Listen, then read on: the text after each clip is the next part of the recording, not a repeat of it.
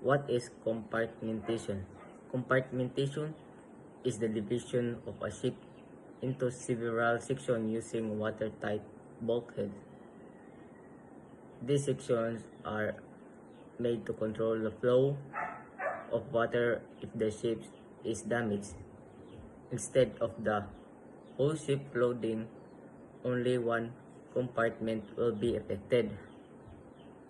This is important for watertight integrity, which means keeping water out of space that should stay dry. When compartmentation is effective, it helps prevent water from spreading to other parts of the ship. Because of this, the ships can still float and remain stable even if one part is flooded. It reduces risk of sinking and allows the crew to manage the situation. However, if watertight doors are left open or damaged, water can spread and weaken the ship's safety.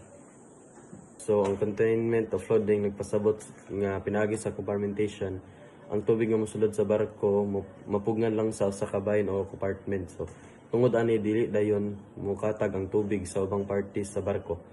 Maong makatabang nga magpadayon ang buoyancy sa barko ug makapaminos sa risgo nga kini malunod. Ang enhanced stability nagpasabot nga pinaagi sa compartmentation ang tubig mapugnan ra sa gipahimutang nga compartments. Tungod ani malikayan ang dakong pagbalhin sa timbang nga makapaluya sa stability sa barko.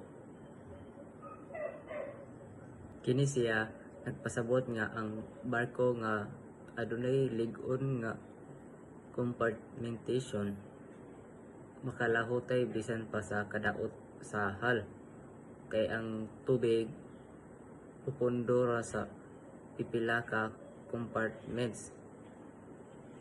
Importante kayo kini labi na sa mga collision, grounding o kadaot tungod sa gubat sa mga naval nga barko aron malikayan ang dali nga pagdunod sa barko.